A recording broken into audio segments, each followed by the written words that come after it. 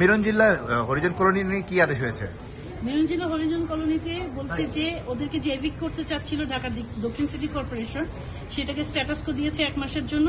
আর ঢাকা দক্ষিণ city কর্পোরেশনকে direction দিয়েছে তাদের জন্য বিকল্প একটা ব্যবস্থা না করা পর্যন্ত এই উচ্ছেদ যেন না করে।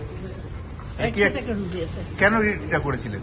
রিট করেছিলাম কারণ ঢাকা সিটি কর্পোরেশন, দক্ষিণ সিটি কর্পোরেশন তাদেরকে উচ্ছেদ করতে লেগেছিল। ওর পাশে একটা মার্কেট আছে, সেই মার্কেটের ডেভেলপমেন্টের জন্য তারা তাদেরকে উচ্ছেদ করে দিয়েছিল।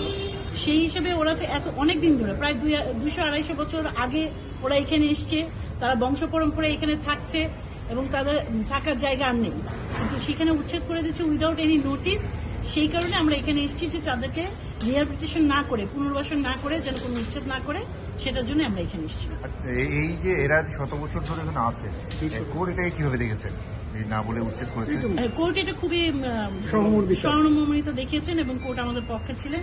কোর্ট এটাও বলেছেন যে কোরবানির আগে আগে এই যে ময়লা বর্জ্য পরিষ্কার এরাই তো করে, আমাদের শহরটাকে সুন্দর রাখছে তারা, তাদের কারণে আমরা এই শহরটাকে সুন্দর পাচ্ছি, নিজের নিঃশ্বাস নিতে পারছি।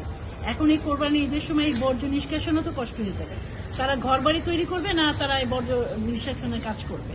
কোর্ট এটা খুবই মানবিকভাবে দেখেছেন এবং সেই জন্য কোর্ট এই অর্ডার করেছিলেন। রিট করেছি আমরা আয়নার সিদ্দিকা, উৎপল বিশ্বাস আর মনোজ ভৌমিক। Thank you. কোন বেঞ্চ? বেঞ্চে হচ্ছে কি ফারা মাহবুব, justice Farah Mahbub. Thank you. নগদে 500 টাকা বা তার বেশি পেমেন্টে পেতে পারেন ঢাকায় জমিসহ 20 কোটি টাকার পুরস্কার।